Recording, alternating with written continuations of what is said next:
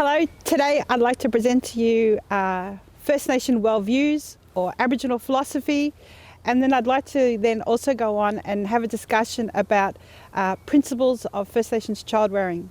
Today we're here next to the Campaspe River, or Yokoa, Yorta Yorta, Yiran in Dja Dja Wurrung language. I'd like to acknowledge the country that we're on, the Dja Dja Wurrung community, the Dja Dja Wurrung ancestors, their community leaders, and their continuing active place that they have in the community of the Central Bendigo region. I'd also like to introduce my sister Jeanette.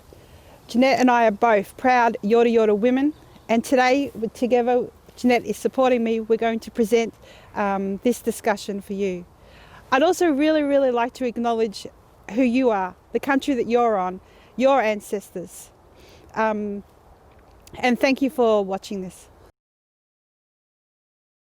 Before we talk about Aboriginal philosophy, our Aboriginal worldviews, I'd like to have a chat about why we're only having this conversation now in 2020.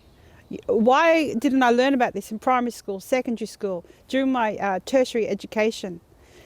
And the most relevant term for that question is terra nullius.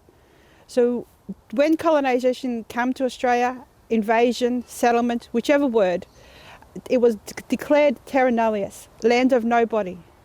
And when the Europeans declared this was land of nobody, even though my ancestors had lived here for thousands of years, they were also saying that not only were their bodies not here, but also their minds. So my ancestors' continuing worldviews for so many different areas, and I'm just looking here at my screen, agriculture, fisheries, health, astrology, mathematics, ways of governance, well-being and child rearing, were ignored and not positioned as equal knowledge on this continent. So sadly, terra nullius existed until 1992. So now here we are in 2020 on Dja Dja Wurrung country, talking about our ways of thinking about reality and our beliefs for child rearing. There is such a thing, and we have a slide, colonist mindset. So there's the, it seems to me, not for all people, but for some people, there's the belief that you can attend a 2-hour workshop about learning about Aboriginal people, or a 1-day or a 3-day workshop, and then you can tick the box that you have done that learning. But I say here, at the beginning of this presentation, that this conversation is continuing lifelong learning. The same way that you apply yourself to understanding Western ways of knowing. You go to kinder, you go to primary school, you go to secondary school, you go to tertiary, you go to do postgraduate. Continuing lifelong learning is the same way that you need to apply yourself to understanding concepts and principles and perspectives for First Nations ways of knowing, being and doing. I have a slide now, and this is an activity for you to do wherever you are. It's something that we don't stop and think about. What informs our decisions? We take it for granted that when we, decide to use a particular cream for our face, when our face is dry, the way that we raise our kids, when we decide where we're going to live, how we're going to look after our gut health, so many decisions. We take it for granted the sources that we get this knowledge from. And I think sometimes we can believe that the sources that we might individually go to, everyone goes to, when in actual fact we're all different. And all sources of information are equal. They're just different. So on this slide here, you'll see lots and lots of different sources of knowledge. Your dreams, scientific knowledge, family, maybe statistics, poetry, law, history, intuition, art. There's so many sources of knowledge, places that we can look at to help us make decisions for our life. So this little activity, I'm just saying, pick your top 5. What top 5 of these sources of knowledge do you use when you need to make key decisions for your life? And then have a discussion about that. And I think during this activity, we get to see how different we all are. And even within a particular person, we have differences within ourselves. Myself as an Aboriginal woman, omens are a big source. If I see a crow as a crow woman, it means a lot to me. It inspires me. It gives me confidence. I don't feel alone. I'm with family the minute I see crows. At the same time, as an Aboriginal woman, I'm pretty interested in scientific research. And I'm interested in scientific research because it seems in certain areas, quantum mechanics, epigenetic science, that Western science in certain ways is catching up with my ancestors' worldviews and ways of thinking about the world. So, you know, even within myself, they're pretty different sources of knowledge. So I think this is an important thing to pause and reflect about. How do we make our way through life? What do we go to make our decisions?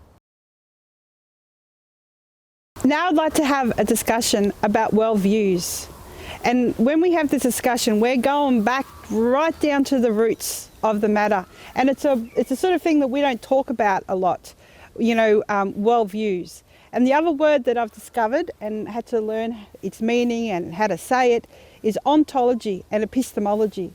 Ontology is what do we believe is real and not real, and who are the stakeholders in knowledge creation.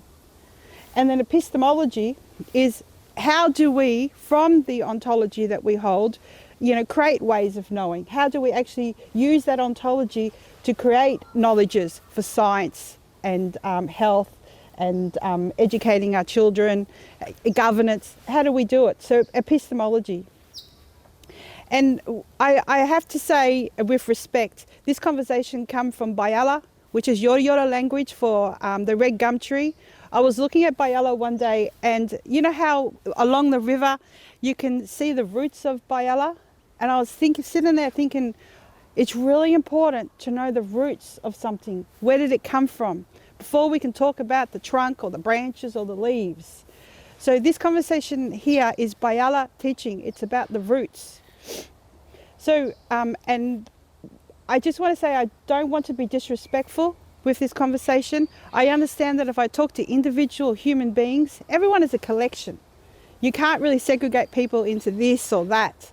But for the point of conversation, I am going to put forward from my understanding, my beliefs, you know, Western worldviews, and then First Nations relational worldviews. So from my understanding, going through my undergraduate degree, going through school, Western worldviews, even though they're different, they have one thing really, really strong in common. They're only humans are stakeholders in knowledge creation. Western worldviews are what I call human-led knowledge, because only human beings are involved in creating ways of thinking about the world. But human beings do it in two different ways I've worked out from Western perspectives. They can do it through what we know as science. They can go out and they can measure the world. You know, they can measure a tree, how tall it is, what its bark is like, how strong it is. They can know knowledge about a tree through measurement. Or they can go out and use their own lived experience to get understanding about the tree. Human beings might sit under a tree and go, wow, this is just like the tree I had in my backyard when I was a kid. I love it. Or they might, you know, need to light a fire and they might go, that will make really good firewood. So human beings make different meanings or create different meanings, but still from their own human mind. So whether humans are measuring or whether they're thinking about their lived experience, it is only humans who create knowledge about the world that we're in. So this knowledge is learnt or it's experienced by humans. And this knowledge can be held by different humans and shift to different places. I know that, you know, might be go, okay, that's pretty regular. But in actual fact, when I go next and I introduce First Nations relational worldview, those last two things, being held by different people in different places, is really different to First Nations worldviews. So First Nations relational worldviews, I just want to say this way of talking, this conversation has come from looking and reading and reflecting for many years on First Nation authors in Australia, Aboriginal and Torres Strait Islander authors, but also international First Nation authors, Sub-Sahara Africa, Maori, Canadian Aboriginal, Native American, Sami people. So many authors. are now, our First Nation authors are now saying, hey, we have a relational worldview. And this does not mean that we're the same. We're not talking about a pan-Aboriginal way of thinking about the world. In actual fact, First Nations relational ontology leads to an infinite number of epistemologies, ways of actually creating knowledge. And I'll explain why. So really different to Western worldviews that had just human beings creating knowledge. First Nations relational worldview has many, many entities. And the first one is community. And I use the word community here because as human beings, from a First Nations perspective, we have both a collective and an individual identity. So we use the word community. And community is stakeholders in knowledge creation or construction. The other big area of stakeholders is our ancestors or the spirit world. I understand that some people might believe that the presence of our ancestors are with us in a caring way, or they might believe that sometimes they feel their ancestors are close. But I'm talking about more than that. I'm talking about our ancestors being with us in a real way, as my sister here is with me now. In not a passive way, agency. Our ancestors are with us with agency. They can be very bossy. Very bossy, very bossy. Through our dreams, through our intuition, through stories that have been passed down, they are active agents in creating ways of knowing in the world that we're in now. And the last section where entities of the relational worldview comes from is country. And I spell country with a capital C, like lots of First Nations people. Because we're talking about a lot of entities when we talk about country. We're talking about the solar system, the moon and the stars, the skies, the waterways, the plants, all animals, the elements. The earth? The earth, yeah, the actual ground, the seasons. So all of these entities, and there's so many, are equal stakeholders in knowledge construction. So it's community, the spirit world or our ancestors, and all entities of country. All of these entities together in oneness create ways of thinking about the world. So through this relational worldview, knowledge is learnt, and it comes from human experience, similar to Western worldviews, but it also comes to us in a different way. And I've read literature, I think Native American literature, and they use the word revealed. Knowledge is revealed to us, because the first question I get asked when I talk about this business is, how does the spirit world, how does our ancestors, impart knowledge to us? How do the entities of country, all those entities of country, impart knowledge to us? And that is through, in a way, called revealed. So as I said before, it could be through our dreams, it could be through a vision, it could be through a gut feeling, our intuition, or it could be through a teaching that is passed down from generation to generation. It could be through particular animals that come into your life. So many different ways that revealed knowledge comes to us from the spirit world and from entities of country. And so, as I said before, there is no one. As a Yorta Yorta woman, my epistemology is Yorta Yorta worldview, because and right now we're on Dja Dja Wurrung country. This is a Dja Dja Wurrung worldview we're on.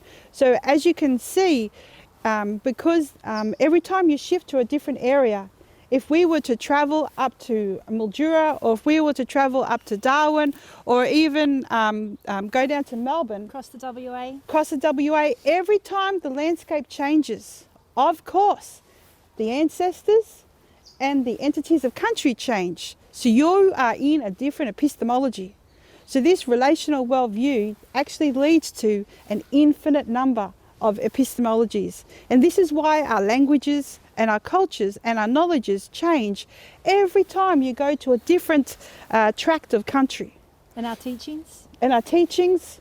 So a relational worldview is an overarching, similar way of understanding what's real and what's not real in reality, but it actually leads to an infinite number of epistemologies. This slide here I've got now is just a bit of a snapshot, you know, going over again what I just introduced when we had discussion about worldviews. So on the slide, you'll see some areas highlighted in yellow, and it really just shows the key differences between scientific and or qualitative and interpretive view of the world, and then relational view of the world. And I've come to understand that even though First Nations people come behind a relational worldview, possibly other people may too. So this is, you know, my own learning. So the example I have is a discussion about trees. So from a scientific understanding, worldview of trees do hold knowledge, but they only hold knowledge about treeness. They only hold knowledge about, you know, how big they'll grow, or what type of animals live in them. They only hold knowledge about themselves. But the interpretive or qualitative worldview, when it looks at trees, trees have no meaning, which for me as an Aboriginal woman, I'm like, that's not cool. They don't have meaning, or they don't hold meaning until the human mind interacts with it. But then from a relational worldview, trees do hold knowledge. Similar to the scientific worldview, they do hold knowledge about treeness, but then they hold many, many other teachings. So for myself as an Aboriginal woman, when I was a little girl, if I was really upset, I was crying, not you, other sister, not you. Good. Crying. One of my sisters was like mean to me, or took one of my favourite something top maybe. My mum would see me upset, and we lived right near State Forest. So she would come out, she would grab my hand and lead me down the driveway, and she'd be looking for a tree, a particular tree. Because Mum taught me that trees have a front and a back, just like we do, that they're male and female, and that some trees actually, by their shape, are like mother trees. They're like shaped to hold us. So Mum would be looking for a particular tree, and I'd be crying, looking like a baby, and she'd take me to a tree, and then she'd let go of my hand and just walk back. It was a simple little thing. And, you know, as a kid, I didn't think anything different about the way I thought all kids were taken to trees. We call it the crying tree. The crying tree. And so I'd be crying my eyes out, oh, the world is so terrible to me. I'm so hard done by, like a baby. And I had this little routine where I'd clear the ground out with my feet, make it all smooth, still crying, and then I'd lie down and boom, I'd go to sleep. Just like this, I'd go to sleep. I'd sometimes sleep a little while, sometimes I sleep for a long while, and then I'd wake up, and in the branches above me would be the crows. And I'd wake up, listening to the crows. Sometimes I'd muck around and I'd make crow noise, try to pretend, that I'm in the conversation. And then I'd get up and go home, completely forgotten about what I went there upset about. Healing. Yeah. Holding. So Mum taught me the trees hold knowledge about mothering. The trees actually mother me. I was mothered as much by trees and by crows as my own mother. So from a relational worldview, trees hold knowledge about treeness, but also many, many other teachings. Now I'd like to talk to you about holding knowledges. It's not something that we think about, holding knowledges, but in actual fact, Western knowledges are held in a different way to First Nation knowledges. And this really affects process, how we do things. So we need to stop and think about how knowledges are held. So from a Western perspective, only humans hold knowledge. And this knowledge can travel from its origins and be owned by different people, which is really different from a First Nations worldview, because knowledge stays in the community, the country, and with the ancestors that comes from. From a Western worldview, knowledge can be shared freely, as long as it's referenced to the author, as we've all learned as we're going through secondary school, and but also there really strong difference is that Western knowledge, and this is me talking from as an Aboriginal woman, you know, we have to get the big telescope, sociological telescope, and do our own understandings. That Western knowledge works on precedents. New knowledge can completely overturn old knowledge. So Western ways of thinking is constantly almost like reinventing itself and remaking itself from one period to another. Where from a First Nations perspective, knowledge is held by all entities of the life world, all the entities that I discussed previously. It always maintains belonging with country, community, and the ancestors that it originates from. Which means that when you're writing about First Nations perspectives for aspects of, you know, health, well-being, child rearing, education, you have a lot of people to reference. You reference the people, the authors, and you also reference the country and the mob or the community that it comes from. Not all knowledges can be known. Myself as an Aboriginal woman, not all knowledge will be known by me and can be known or should be known. And new knowledge is always a mixture of both ancestral ways of knowing and current ways of knowing. So it's very different to precedents. Our ways of moving forward is in actual fact to look back and to maybe talk to an elder first, you know, listen to community, listen to old stories, you know, our oral traditions, our teachings, to look back at old ways. So our ways forward is always a mixture of contemporary knowledge and our ancestral knowledges. And I have here some key points for a relational worldview. Everything is animate. It's not a word that we really use a lot, animate, but it means to be alive. Things are either animate or inanimate. And so when I talk to non-Aboriginal people, I'll say, am I animate? And they're like, yeah, you're animate. Is this beautiful tree here animate? Yes, it's alive, it's animate. And then I'll bring out a rock. And I'll ask, is this rock animate? And there's a bit of a pause there. They're not sure what to say. But from a First Nations worldview, everything is animate. And in actual fact, rocks are revered and held in high respect for holding knowledges thousands of years old, thousands and thousands of years old. And some communities will refer to them as grandfather rocks. So yes, there is the belief that rocks are very, very animate. Everything is infused with spirit and in constant motion. Then is relationships between all entities, and these relationships must be maintained, leading to the principle of oneness. All entities are equal stakeholders in knowledge construction. All entities, human and non-human, hold knowledges about the life world, and understandings come from observing the whole to reveal cyclical patterns.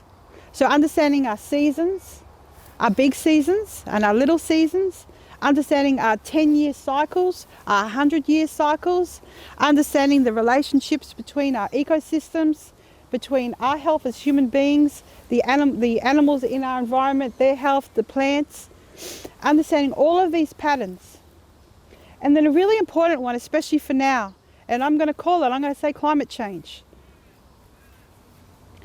is the thousands of years old First Nations concept of renewal.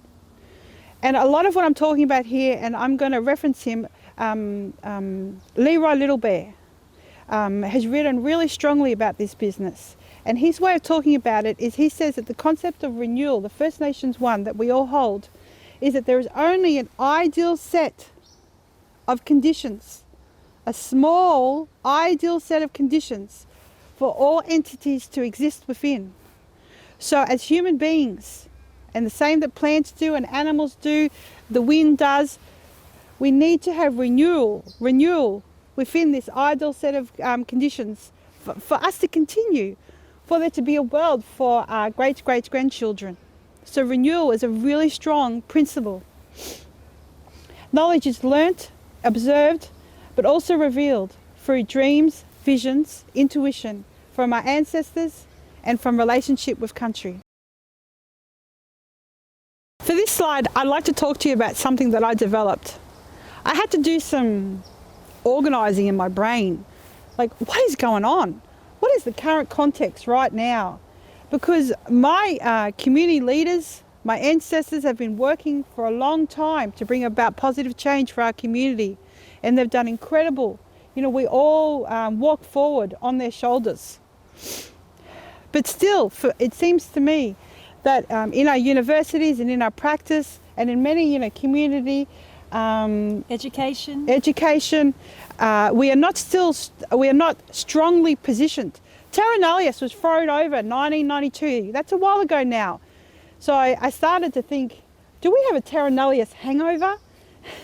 Because we don't seem to have space, opportunity to position understandings from a relational worldview for fire burning, for climate change, for health, for raising children. There doesn't seem to be that space in our communities now where people say, okay, terra nullius was wrong. What is right? Tell us about your ideas around governance. Tell us about your ideas about, health and well-being. So it seemed to me that through colonisation, settlement, invasion, Western systems came here. The different worldviews I talked about, science and constructive worldviews, came here and positioned themselves strongly, dominantly. And from these worldviews, many theories also came. Theories about raising children, early childhood development theories came here. And then these early childhood development theories, as an example, were structured or put in place from our legislation, our policy, and from human rights.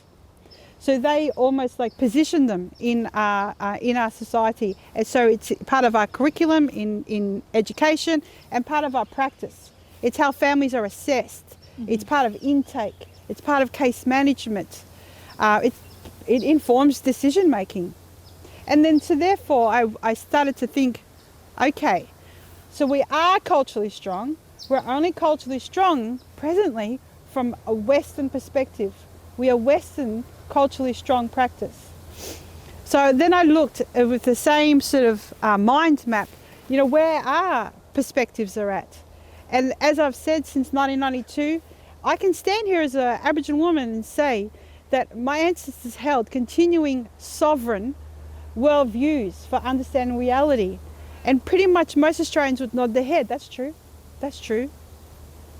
But that hasn't led to the next level of conceptualizing our ways of knowing in mainstream world. Mm-hmm. And I was at a conference one day and an auntie came out, she had just presented, and she said to all of us, I was a postgraduate student at that time, she said to us all so strong, we need to conceptualize our knowledges because the Western worldviews are a well-oiled machine. They can make decisions like this. So we need to conceptualize our ways of thinking. But this is not our usual business because as First Nations people, we held a cultural consciousness or a cultural mind. We didn't have to name it. Mm. We didn't have to conceptualize it. It was just our way of being. We didn't have to put it on paper. We didn't have to put it on paper. We didn't have to write articles. It was just who we were. But now in this colonized world, and with the overrepresentation of our children in child protection, the incarceration of men and women and youth in prison, and so many sad business, we need to conceptualize our knowledges. So from my mind map, I've got here that I think that an area is First Nation theories. We need to position ourselves strongly within the universities and within practice so we can have First Nations culturally strong practice. I want to now present from a relational worldview. I completed my PhD and I looked at the articles written by Aboriginal and Torres Strait Islander people from 10 different communities around Australia. I wanted to position strongly First Nation voices about child rearing, understanding that each of these 10 communities held their own cultures, their own languages and their own unique nation sovereignty. But when we look in comparison to the Western worldview and the Western systems that we all live within, that are well-oiled machines making decisions all the time, I thought it was important to look at, do we have some similar ways of talking about child rearing from a relational worldview? Even if there was only a few similarities, I thought this could be important as almost like to increase mutual understanding and like interpreting between the non-Aboriginal world and the Aboriginal world. If child protection workers, family services workers, maternal child health workers, nurses, teachers could understand just a few key concepts that we hold as First Nations people in Australia about child rearing, then maybe this might bring about better outcomes for our children and increased communication. One of the key, so I've got some key points here I want to talk about. That First Nations Australian child rearing concepts are an equal body of knowledge to Western childhood development theories. So we are not an add-on. We are not some, like a cultural day where you go and you listen to something interesting, something that you might think, oh, that's just something of interest. We're actually from an equal body of knowledge that's been developed over thousands of years from our own ontology and epistemologies. And I interviewed an auntie Christine Fijo King, and she told me, she said, Mishel, you make sure that you tell people these are correct principles worked out over thousands of years. And if they struggle with that, say it was the longest longitudinal study you could imagine. Also, this is a continuing conversation, a continuing community conversation. So I'm not teaching here. I'm engaging with you, enabling a community conversation. If you say I disagree, if you say, well, that's a little bit how I feel, but a little bit different, or if you say, oh yeah, there's some elements, I embrace that, because we need to have community conversations, enabling culturally restorative practice. And it's also, I put forward these ways of knowing about child rearing for reflective practice as well, which is really important, because sometimes even if the outcome or the process doesn't change, it's important to just stop and reflect. Maybe I don't know everything. Maybe what I'm seeing from my own understanding isn't quite what's happening. So it's for reflective practice, because sometimes what non-Aboriginal people might jump to and call neglect, it could be neglect, yes. It could also be cultural, or it could be a combination of both of them. So what the conversation I'm about to have with you is for improved reflective practice. And it's also putting forward a both ways approach. I'm not saying that First Nation understanding about raising children, puts out to the side Western childhood development theories. What I'm wanting is a space for both ways to inform the decisions for our children. It's also positioning very strongly that terra nullius was wrong, and that we as Aboriginal people hold continuing intellectual sovereignty about how to raise our kids. It is not outside academia, nor is it an add-on to Western academia. The roots of this research grew from our own continuing intellectual sovereignty. When I completed the discourse analysis or the research for the 10 communities around Australia, in actual fact, came out with 29 similar ways of talking about raising children. I was like, oh my goodness. I was happy if there was only going to be 2 or 3. So it would be too difficult to present now 29 different similar ways of talking. So what I've done is I've conceptualized them into 4 main concepts. So I'm going to talk to you now about lifespan relatedness, relational parenting, strong kids, and tracks of Aboriginal child rearing.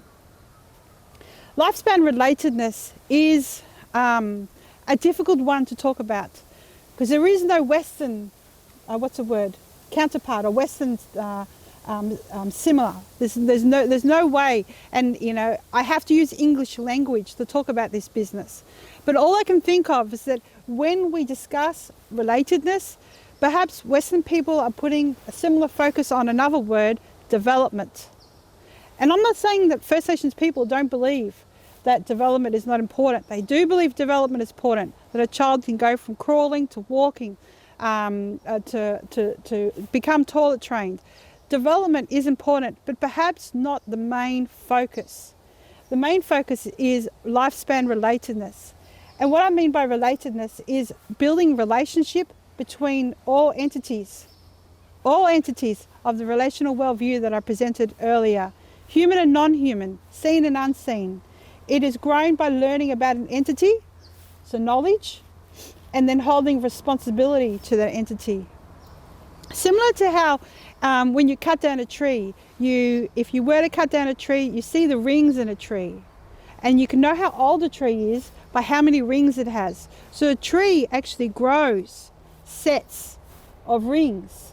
Similar for us as human beings, we need to grow increasing sets of relatedness. So a young child will have less relatedness to an older child, to an adult, to an older adult. So we grow relatedness through our lifespan. Mm-hmm. And so, as I said, relatedness has grown with community, with your parents, with your family, with your extended family, with anyone in your shared space. But it's also grown with your ancestors, learning your ancestral stories, your dreams, feeling a closeness to your ancestors. And it's also grown with all entities of country. And the best way to talk about this business is story. I was told a story from an auntie, and she explained her father helping her grow relatedness with frogs. So for her community, in the actual location where they were, it was important for their mob to hold relationship with a particular type of frog. So as a baby, her father would walk her out to a particular area of country and be looking at her face to see if she showed joy and happiness to be in this location where the frogs were. And then when she got older, she was a toddler, her father started to talk to her a little bit about the frogs. This is where they are here now. Look at the water. This is how much water they need. Just enjoying the frogs and seeing them. And then when she got a little bit older, she actually learned a little bit more about the frogs. What time of the year they had babies, what type of food they needed, what type of weather they needed. And by the time she was a teenager, her knowledge of frogs would probably be equivalent to someone who'd done a university degree in this scientific area of this particular frog. Her knowledge had grown, over her childhood. And at the same time that she was developing more and more knowledge of frogs, she was also becoming more responsible to them. She was holding more and more responsibility. So relatedness is about love.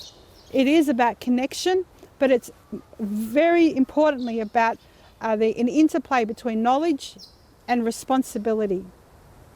So with my sis here, for me to develop relatedness with her, it's understanding tiny nuanced little meanings about what it means to be Jeanette. Whether she likes tea or she likes coffee. When I make her a cup of tea, I leave the bag in a long time or take it out really quick. What things she doesn't like to talk about. No, don't talk about that, Jeannie. Whether her jokes are actually funny or not. Funny. So it's learning little bits of information. So whether you're Aboriginal or non-Aboriginal people, when you're with community, they will want to develop relatedness with you. They will want to learn about you.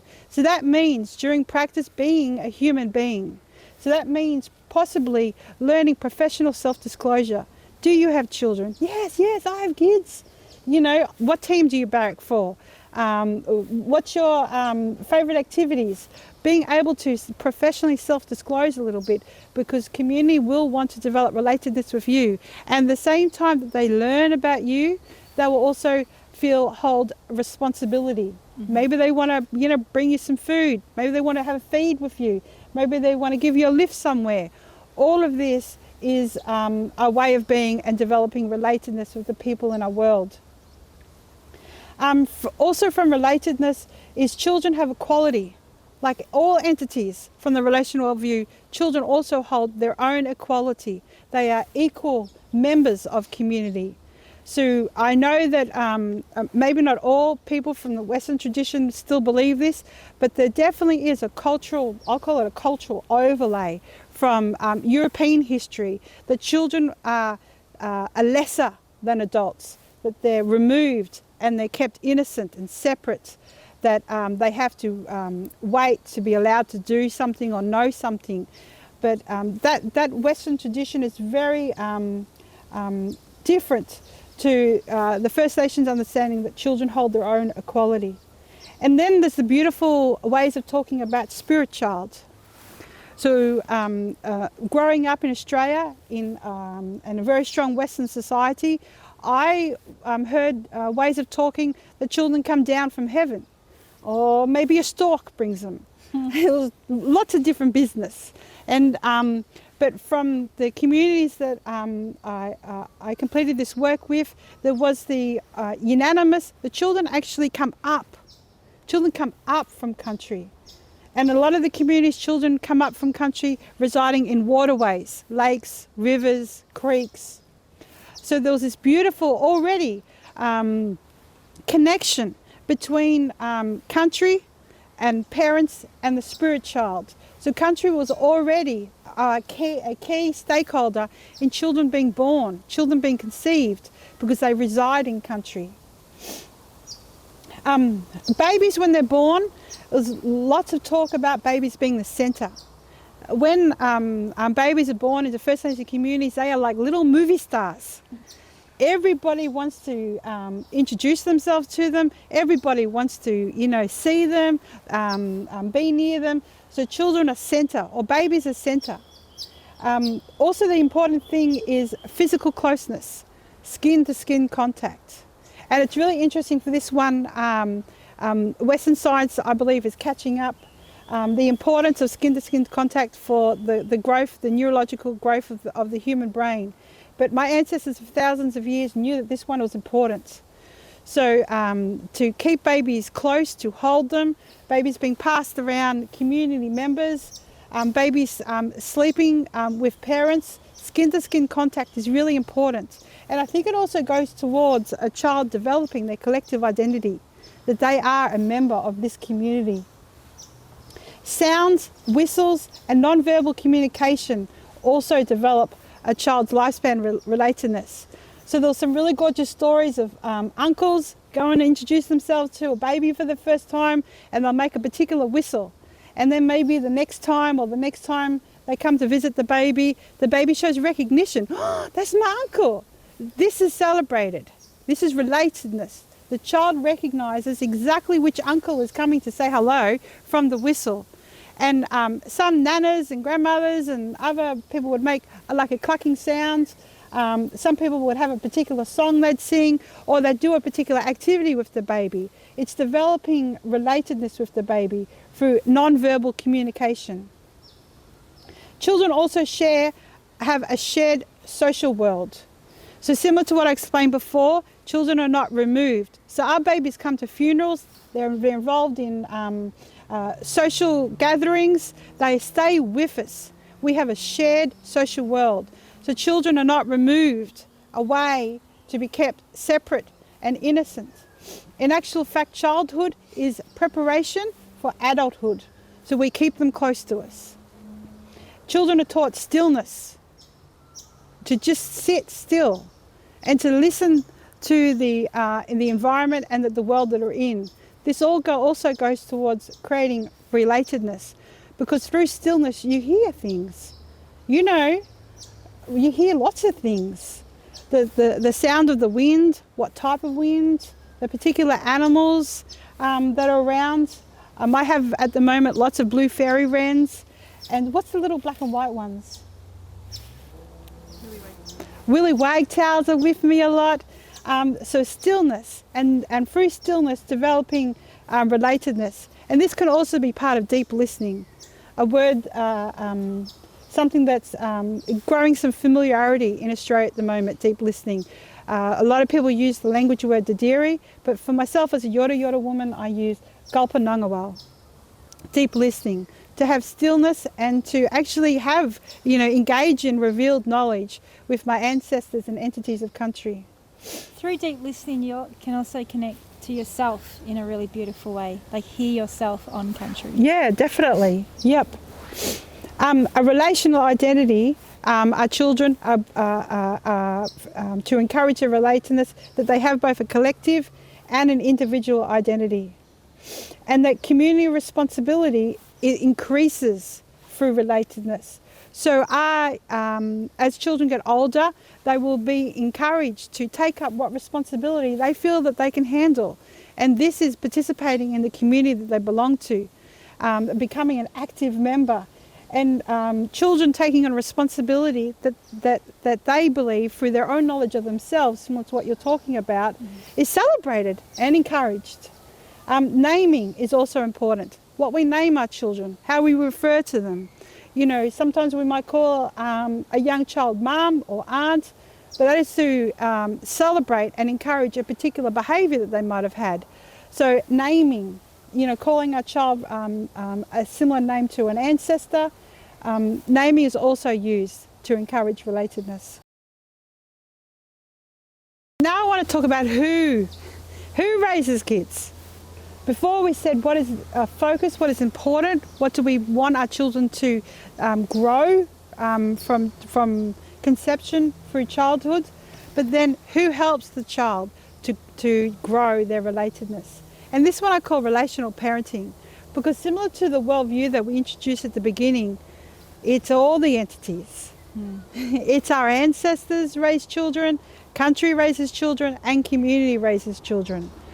So our ancestors, when children are born, communities talked about looking at a new baby for marks, for what they looked like, how they talked, how they carried themselves, any little sign that might be similar to a particular ancestor. And then what dreams a child might have, what dreams a mother might have while she's pregnant. All of these go towards ancestral parenting. What animals are around her? Yeah, what animals around her, for sure. Everything is looked at to see what entities are with this child. So country also parents his child. There is the belief that if I was raised on completely different land, say if I was raised, Central Australia, with that coloured dirt, with that particular type of seasons, with those animals, I would be different. I am who I am because I've been raised in country like you've got around me right now, a country like this. These trees and these waterways is where a type of country I was on along the Murray River as a little kid. So this country has actually raised who I am and shapes me. And then community also raises kids. So when I use the word community, I am talking about parents. I am talking about extended family, but I'm talking also about the First Nations definition of family, of anyone in a shared space. So it could be people who you're related to by blood, but it can also be people who you're not related to by blood. It could be your neighbours, anyone in your community. So community raises children through a particular term that's really, really interesting, called fitting in. A lot of the communities talked about fitting in children. And I realise now that we're talking about something very different than a Western understanding of raising kids. Because from a Western perspective, when the family structure breaks down, when something's not right, a relationship breaks down, or someone's unwell, or something, really sad happens, children are fostered out. And this tradition of when the family structure breaks down, children are fostered out, has been imported to Australia. It is not our way of being. Our way of being is fitting in children. So when hard times come, when things break down, because of this large understanding of who raises children, a child might live with their parents but then spend weekends with their nana, and then every holidays go to a particular uncle so they can go out on country. It's changing, it's large and it's fluid. So when a particular situation happens and the family structure breaks down in some way, long term or temporary, then children are, seamlessly fitted in. So a child might be dropped off at school, adults have a conversation, and then an auntie picks them up after school. They spend a couple of weeks with an auntie. So there's this seamless movement of children where they don't have that understanding that something in their world is broken down. It's normal. It's normalized to move amongst community parenting. And then there's the kid mob. There was conversations around the kids, parent kids. Children are also raised by children, and this was encouraged and celebrated, especially after about 3 years of age or 2, when breastfeeding finishes. Once a child gets to that little bit older age, all the way through to maybe 12 or 13, then a really key parenting factor is other children. Mm-hmm. So it was encouraged for children to spend a lot of time with other kids, and through modelling, through a little bit of risk taking, through play, children are parented by other children. Singing was also talked about, and singing comes under a bigger principle of transitioning, because there was a beautiful conversation that as a spirit child is in country, the child actually remains a spirit child until not birth. Birth was just an important time, mm-hmm. beautiful time, but it wasn't as focused on as much as the event that signified the child entering community. And this was done in different ways. It could be done through a naming ceremony, a birthing ceremony, or it could just be a big family get-together where the baby is brought to their family for the first time. When the child enters the community, that is the signifier of when the child enters into their physical, social self. So this transitioning from your spirit self into your social self needs a transitioning time. So there was lots of conversations around pregnancy. Don't scare a pregnant woman. Let a pregnant woman sleep. When a child is born, hold them all the time. They must always be held. And in some First Nation communities, like I think Canadian Aboriginal or Native American perhaps, they're put in particular, the things you put on your back, and they're wrapped. So these are not just abstract things. These are done for a purpose, to help a child to transition from the spiritual world to community, to belonging to the mob. Mm-hmm. And so singing was one of them. Singing up kids during pregnancy and in that first year of life. Attachment is also really, really different from a Western worldview understanding of attachment. It is not just a primary attachment or even extended family attachment. Attachment is relational as well. So a child has important attachments to all entities of the life world. They may have a particular ancestor who is with them. They can feel that ancestor with them. That ancestor is in their dreams. That ancestor walks with them. They may have particular attachment to entities of country. So for myself, as I explained, I am a Crow woman. Crows are my aunties and my grandmothers. I have as much an attachment to crows as I do to my parents. And it could also be community. So yes, similar to Western understanding, you have important attachments to your parents, but it also, as we discussed with community parenting, it could be, you could have attachments to one uncle who teaches you teachings, or it could be an auntie who is really involved in your education, a grandmother who gives you lots of affection. So attachment can be role specific, age specific, and gender specific, whether you're a male, a boy or a girl, and it can change during your age. So attachment from a First Nations perspective is complex, and it's fluid, and it's changing from this relational understanding as a child goes through ages and depending on their gender. As I explained, mothers are essential for the first 3 years of life for breastfeeding, and this is because care of children, and communities talked about this, is responsive.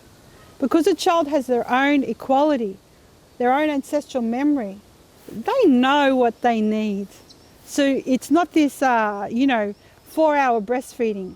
Breastfeeding is responsive when the child needs it. Sleeping is responsive when the child needs it. So care of children is responsive. And also because of ancestral memory, the belief that we hold ways of knowing in our DNA, is that children are born with innateness. They are already born capable, and they hold knowledge about their own self, their skill set, what they can do or what they can't do, their pathway, who they're meant to grow into. Children are born with innateness. And children are also born compassionate and good. And this one is really beautiful because of the belief that children come up from country. And if you were to talk to any First Nations person, and you ask them, what country are you from? They may start with, I am from the most beautiful place in the world. There's a belief that as much as you love your children, or you might love a husband or a wife, we love our country. Whether it's desert, or whether it's bush like this, or whether it's mountain country, all of our country is beautiful and we love it dearly. So if our country is good and children come up from country, then there's the almost like equation that children are born good if they come from this good country, this beautiful country. So from this belief that all children are born good, there isn't this Western understanding that some children are naughty. Inappropriate behaviour is regarded as silly, temporary. And this might confuse some people because the belief that children are born compassionate, capable and good. Inappropriate behaviour can be minimalised. Maybe not as much focus on, what they're doing, they're a bit silly, and then you turn away. And beautiful ways of talking about fathers. That in that connection with the spirit child, that children come up from country. Some of the communities, or a lot of the communities, talked about it could be a grandfather, an uncle, or the father having a particular dream. And so instead of the beginning or the pregnancy signalling when a child is joining a community, it can actually be sometimes the father having a dream, or some of a male member of the community having a dream. So that places men very much in that relationship between a spirit child starting to be born and the country that they're born from. So men and women being together and relationships, that is just along the line of a children, coming into pregnancy and then being born. So we talked about lifespan relatedness, what we hope for our children. We talked about relational parenting. Who helps a child to develop their relatedness with this, all entities of the life world?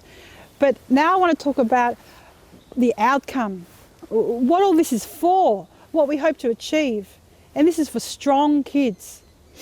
And as much as the communities use the word strong kids, I think it could equally be talking about resilient kids, hardiness, strong kids who are prepared for adulthood from their childhood.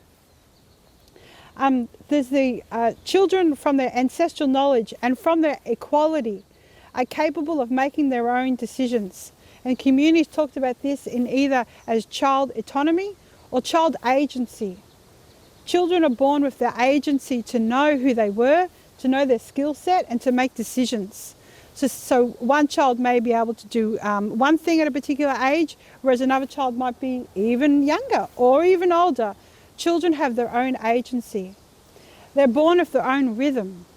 And the conversations around rhythm was really beautiful. So there was a lot of watching women while they're pregnant to try to understand a child's rhythm, an active child, a quiet child, a child that likes music, likes particular food. So understanding a child's rhythm during pregnancy and in that first year of life. Development is child-led. It's not age-related. So from this point here, we're chucking out a heap of assessments here. Development is child-led, from the child's ability to hold their own equality, from their position in community, and from their own agency, from their own ancestral memory. their development is child-led. Children are encouraged to regulate their own behaviour because of their ability to, because they're born with their own agency, with their own skill sets and knowledge about themselves. Also connected to relatedness, kinship language proficiency is celebrated. So when a child learns to walk, this is celebrated, this is beautiful. But when a child can stand there and say, this one's my auntie, this one's my uncle, this one's my cousin, this is who I am, be able to name their community. This kinship proficiency or use of language is also equally celebrated. Behaviour modification is a really interesting conversation, because when I get to this stage and I've talked about children having their own agency, children care being responsive, children knowing exactly who they are and being able to regulate their own behaviour. Some people go, like fear, like, oh my goodness, you know, how are the children going to be safe if we don't tell them directly what to do or not what to do? And so this is done through indirect behaviour modification. So indirect behaviour modification is done in lots and lots of different ways, and it will change from one community to another community. So some of the ways that I heard for indirect behaviour modification, so you're not actually taking away a child's agency, but indirectly you're encouraging other types of behaviour. This is done through teasing, scaring a child through scary stories. It can be done through loaded questions. It can be done through mirroring. So you actually, doing the behaviour that you want yourself and your child watching you. And it can be done through telling stories. So our traditional stories handed down hold behaviour modification in them, because we're teaching particular values and behaviours that as a community we encourage. But also you have to think about it, relatedness develops behaviour modification. Because if a child has learnt lots and lots of knowledge about the entities in their world, and they hold responsibility to those entities, human and non-human, then that in itself is behaviour modification. Community parenting is behaviour modification. If you don't just have a mother and a father, or maybe a mother and a father and a few people in an extended family who can talk to you about who you are, who parent you, if you could have a few aunties in an area, people you're not related to but they're in your community who parent you, then that's a lot of people that you're accountable to and who actually really, really know you. So community parenting in itself is a type of behaviour modification. Consequences are learnt, not punishment dealt out. So children learn from their own consequences. Exploration and risk-taking is encouraged.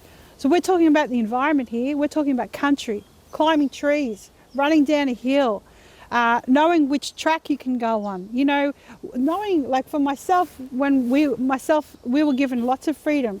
Exploration and risk-taking was encouraged for when I was a kid, but it enabled me to be able to look at something and know, will this take my body weight, or is this a dead branch? When I'm running down a track looking for a particular green moss, is this a safe track for me to run on, or has it got that green moss that I know I'm just going to go flying? So it's through exploration and risk-taking, children are gaining knowledge about the environment they're in and developing their relatedness. Personal attributes that are encouraged is nurturance and compassion. Because of kid mob parenting, but also because children are active members of their community from a young age. This final concept, called Tracks for Australian First Nations Child Rearing, is the current context now.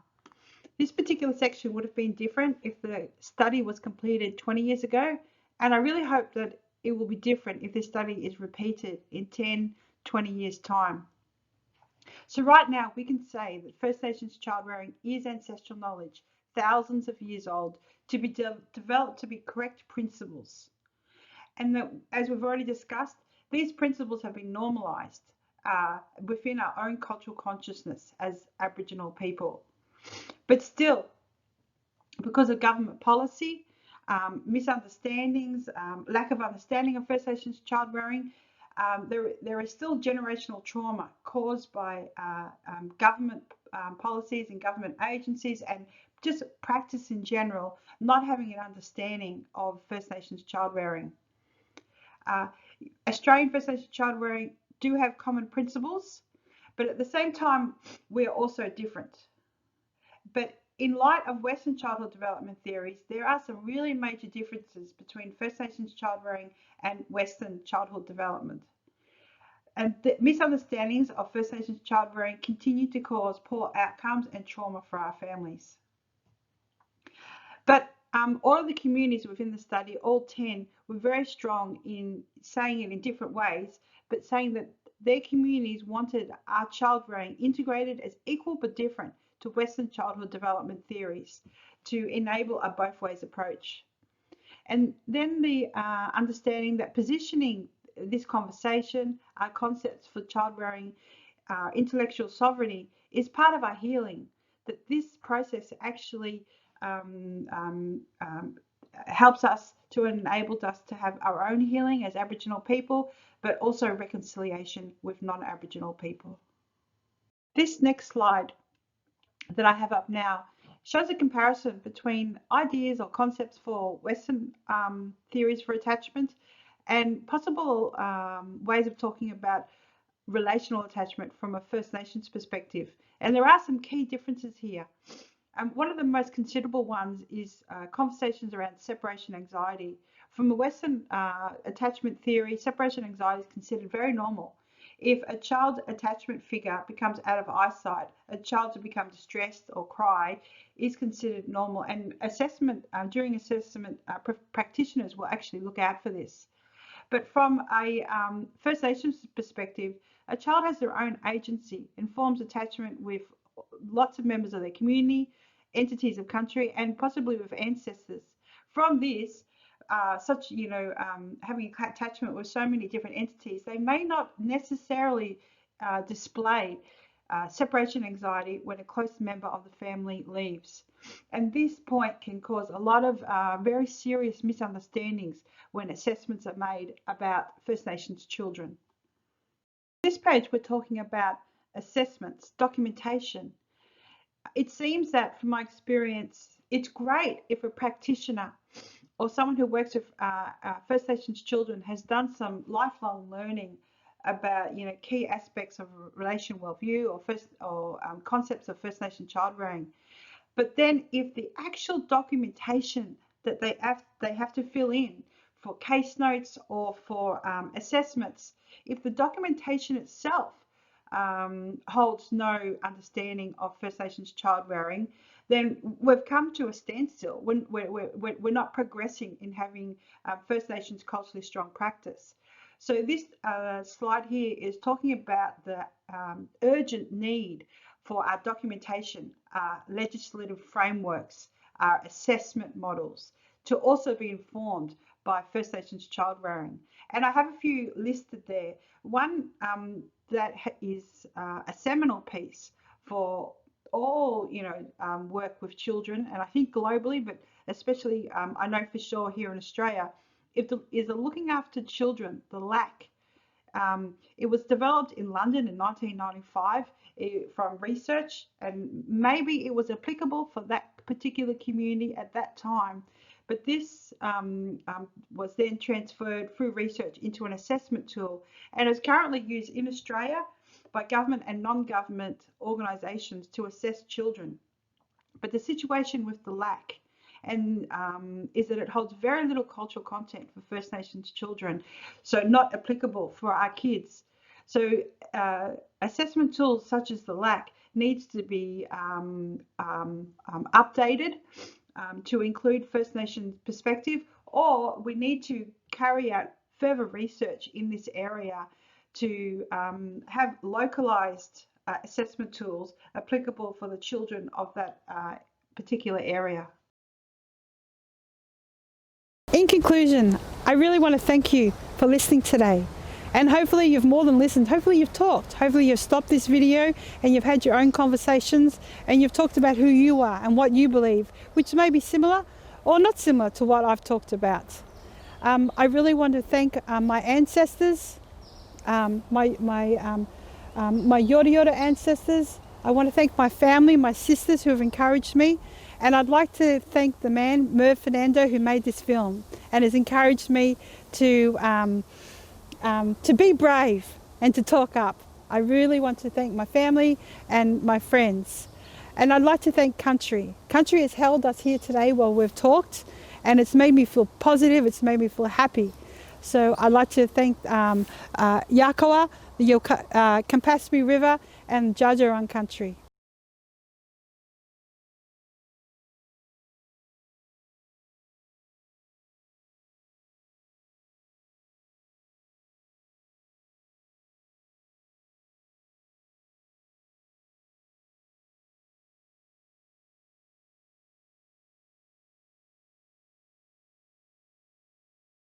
Right now I have an activity. It's an activity that I think would be cool for us to stop and just reflect. Because as much as First Nations relational worldview is something that I hold in my heart, I hold in my way of being, and my sister and I, we can have a good convo about it. I think it's important for non-Aboriginal people to have a go at understanding who are you, and I would like to know who are you? Who are you from a relational worldview? Because when we go about our day in this Western world, we only talk about ourselves from a Western perspective. We only talk about human business. I'm a mum, I'm a social worker. I'm a teacher. You're a teacher. We only talk about our human business. We don't, in a general way, talk about what country is important to you.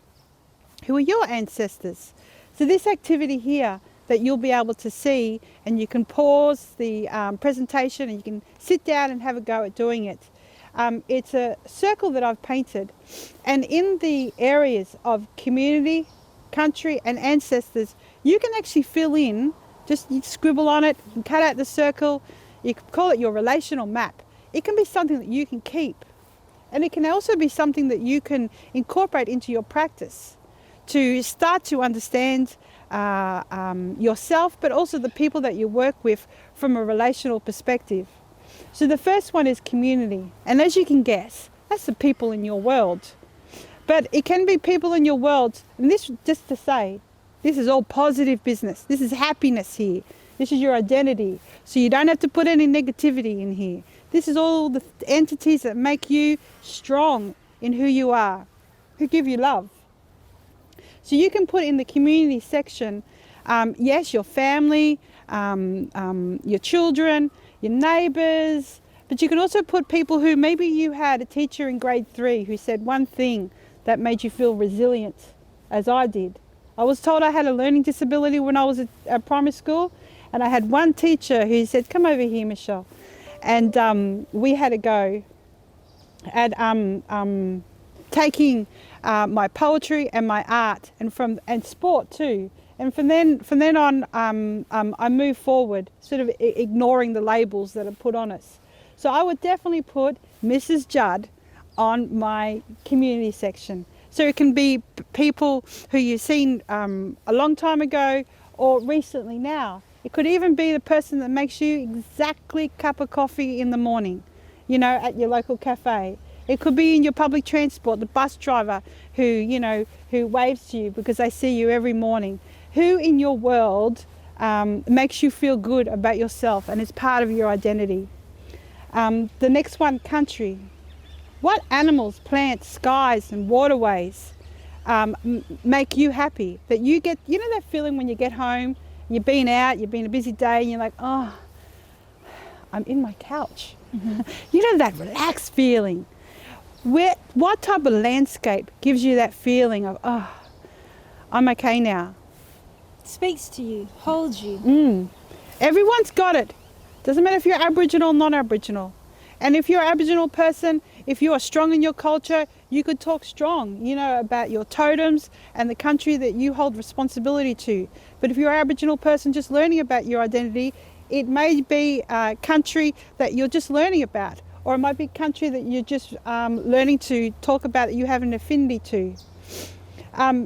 So in the country section, you can also talk about elements. So for myself, and exactly why the film is being made here is I'm a water woman. I exist here. I equally exist in the water. Come summer, maybe at least once a day or maybe twice a day I go swimming. I'm a river woman.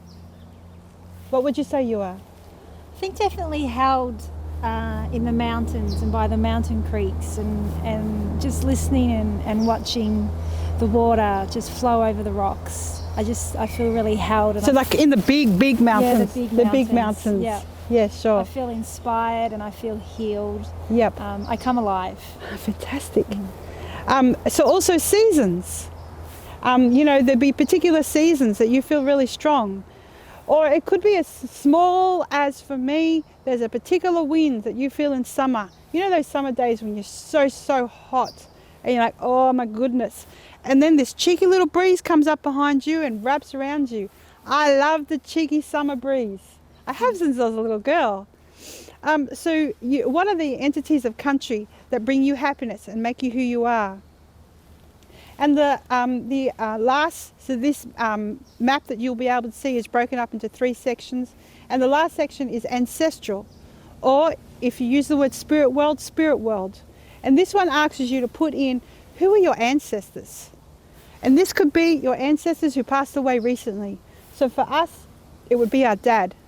Our dad passed away in 2013. Or it could be ancestors a long time ago. So for me, my Yorta ancestors, and also my Celtic ancestors.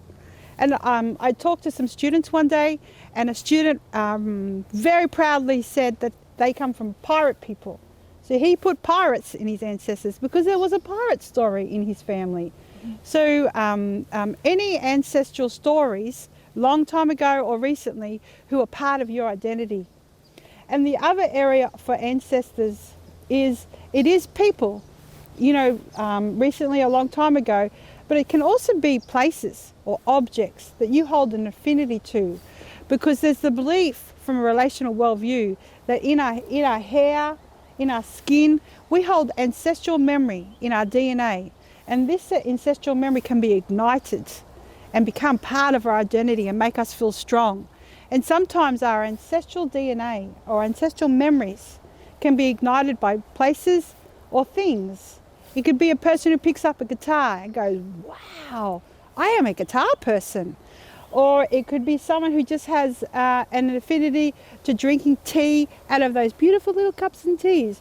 There's so many things that we can hold. Painting. Music. Different music.